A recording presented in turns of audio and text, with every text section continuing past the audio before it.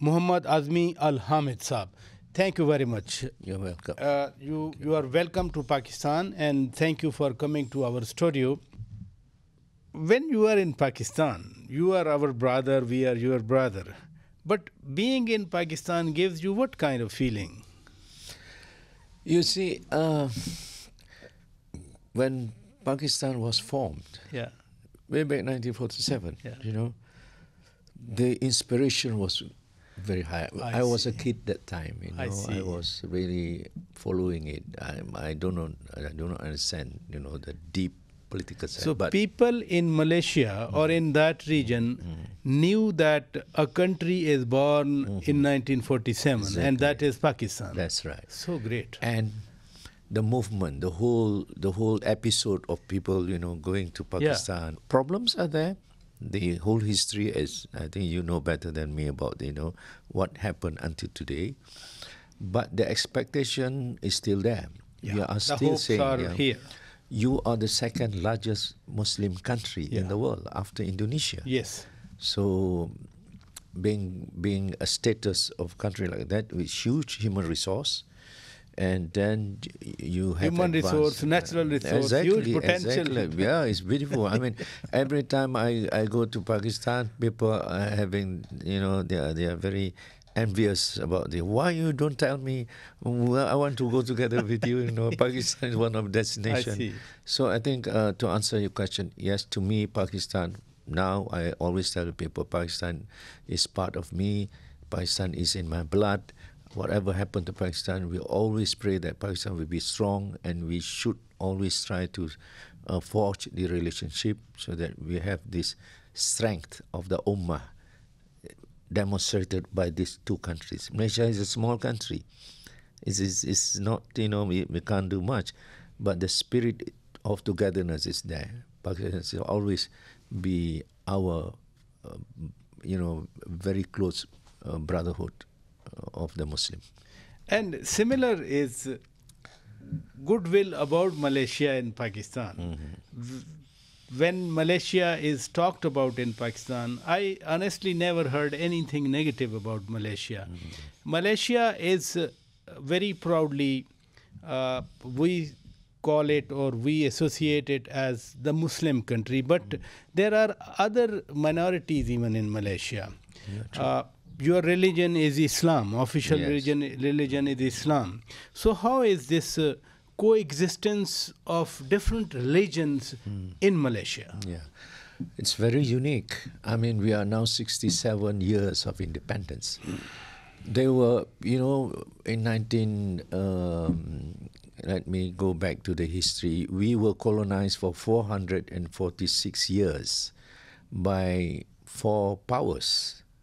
We have the Portuguese, and then came the Dutch, and then came the British, and then came the Japanese, and then came the communists, and then we back with the British.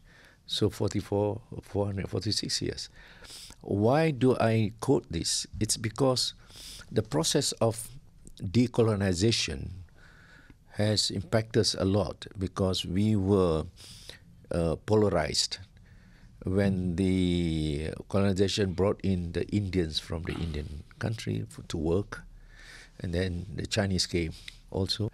When we fought for independence, the British gave us a condition that you have to, those who were born after the independence, which is 1957, they have to be automatically accepted as citizens. Because that was a condition. So I think with the wisdom of the Malaysian leaders that time, they said, okay, let's discuss. And we came up with what we call the power sharing.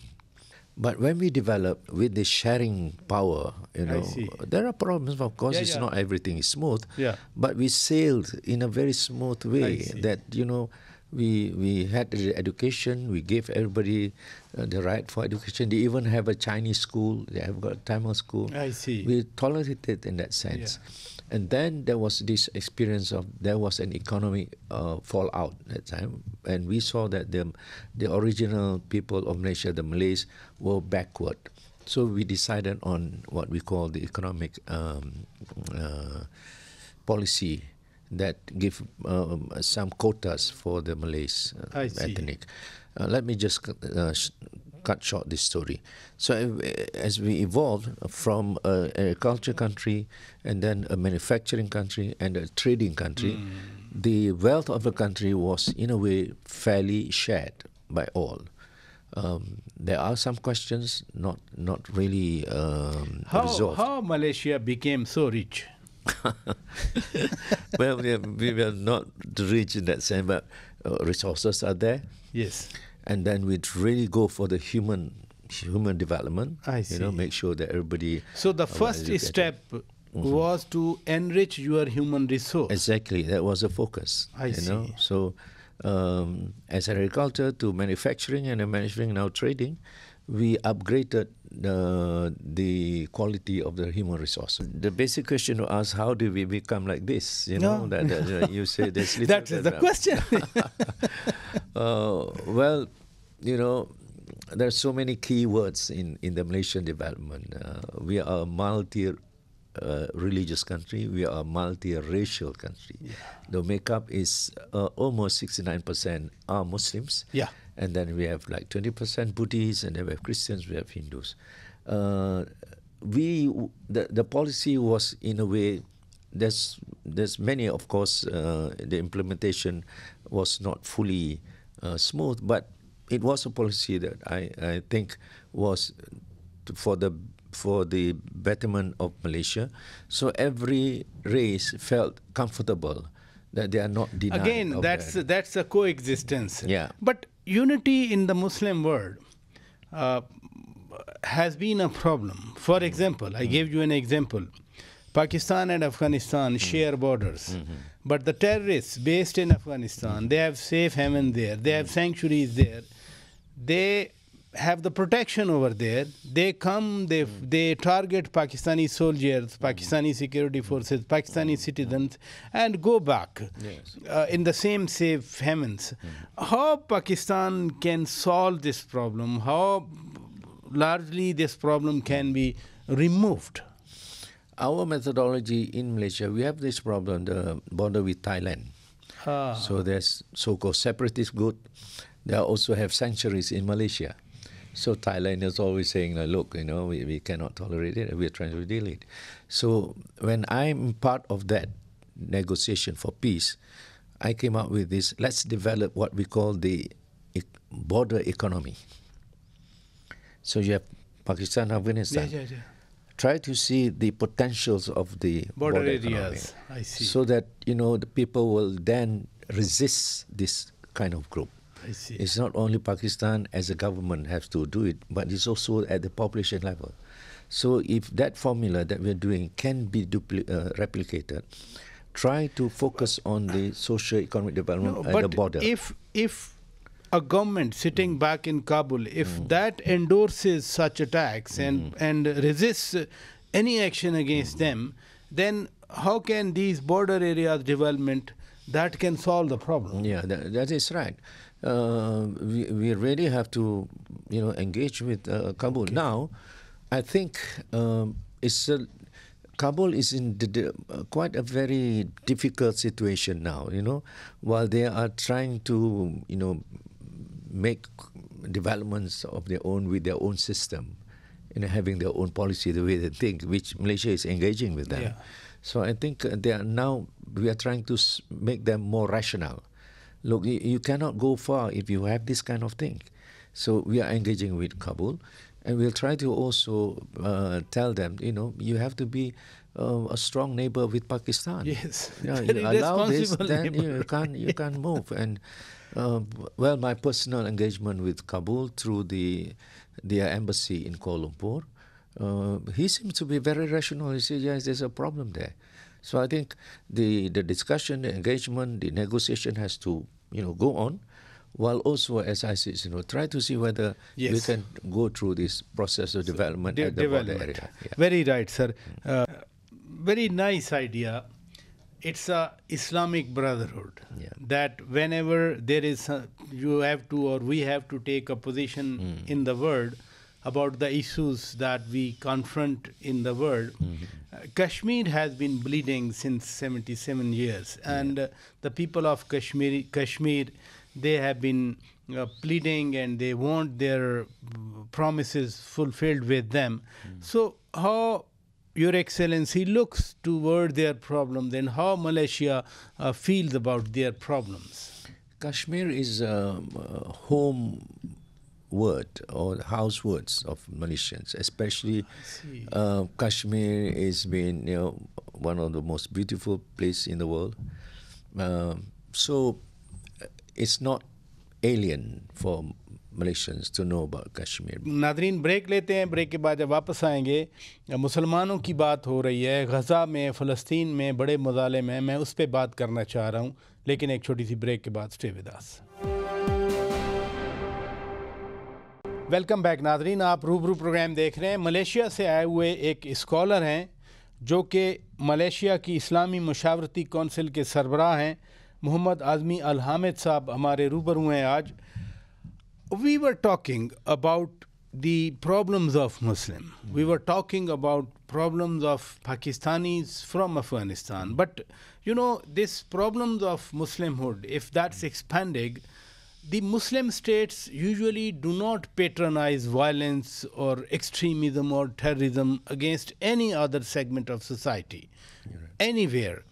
But you have seen, in most of the cases, the Muslim population, they are subject to state violence, state-backed violence. What's happened in Gaza, that's an eye-opener. What do you think, sir? Well, yes, this is a problem. I mean, on the outside, no country, especially Muslim, would condone violence, terrorism, extremism. Islam does not teach us that way of thinking and action. And therefore, I think not only Pakistan have to deal with it, because you have a situation where, any Muslim countries that seems to have a determination to improve and develop themselves and does not go in line with the expectation or with the interest of the superpowers, let's say, But no superpower is insisting. President Trump is insisting that people of Gaza should be placed in Egypt or Jordan, or they are talking against even Saudi Arabia. How people of Gaza, the plight of Gazans, Palestinians, very close to our hearts, hurt all of us, you see. It hurts all of us, you see. Definitely. So the idea of, a country having a strong self-determination of their own to decide the economic system, the political system, their governance.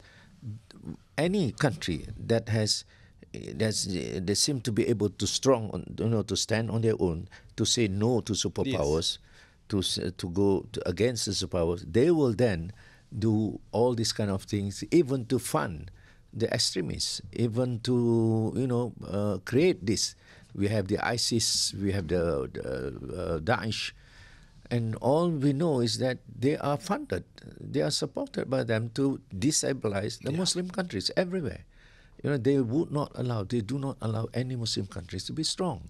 It's either they have a force outside to come, or they start doing the planning within that country, and this is what we are facing now. So Pakistan should realize this. How do you deal with our population and not be infiltrated with these people who are having support from outside? So Afghanistan has to understand that they won't allow Afghanistan to be stable, so they create this extremist group. You have another extremist group also from Pakistan, funded by them, by the West, and then these countries will have to deal with these extremists within their own country. So I think we have to be very cautious about this. Malaysia, we used to have, the communists was what we call the underground movement. We had to deal with them.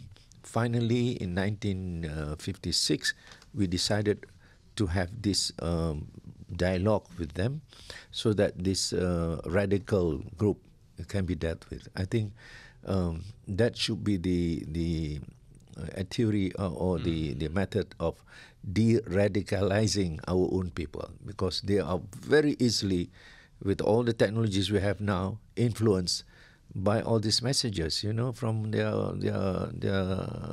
WhatsApp and all that.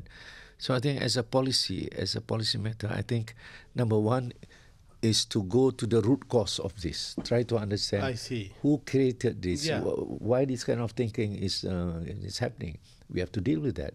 And number two is to have more,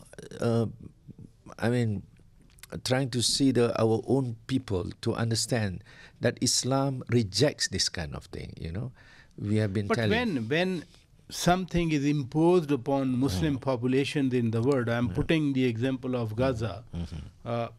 Gaza is, the land of Gaza is the land of people over there. Palestine is of Palestinians. Others came, they are the occupying forces. But even the two-state theory of Palestine or the Middle East, that's not being accepted by Israel now.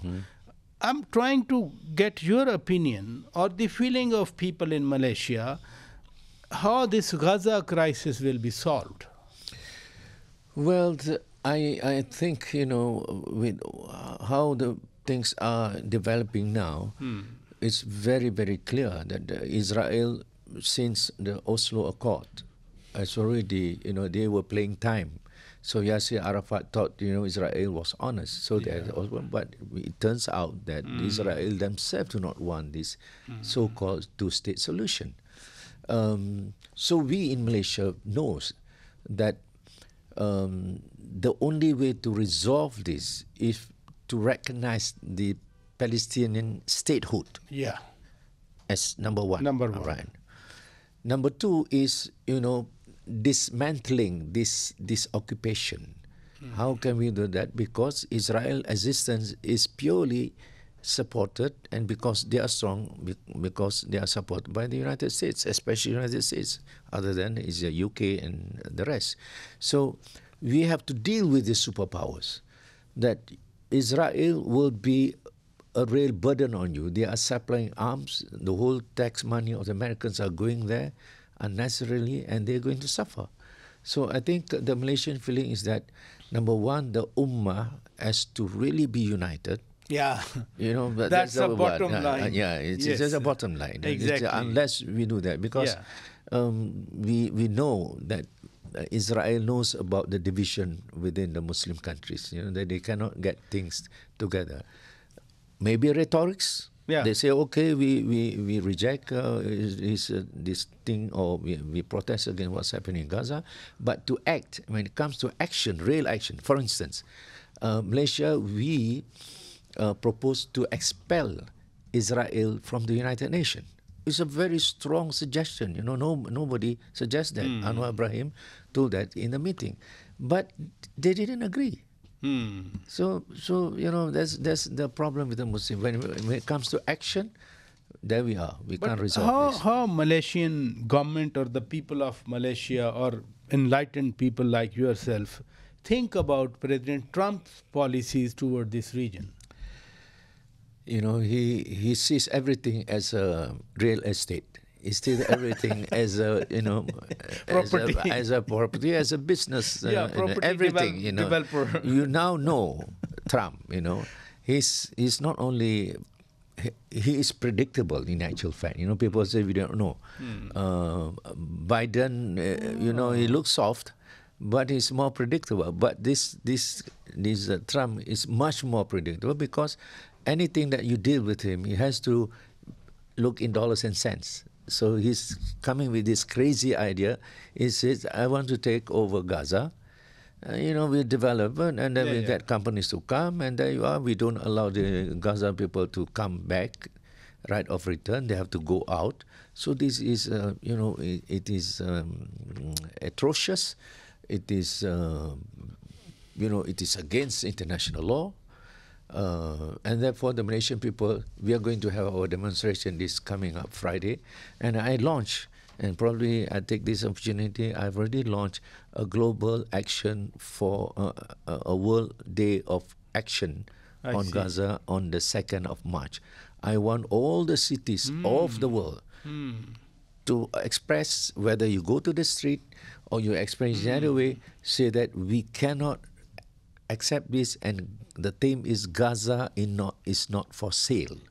Gaza is not for sale, because this is what Trump is trying to say. I'll just take over and make money from Gaza. Thank you so much, sir. You're welcome. नाजरीन, Mohammad Azmi Abdul Hamid, Malaysia के scholar जो पाकिस्तान तशरीफ़ लाए हुए थे.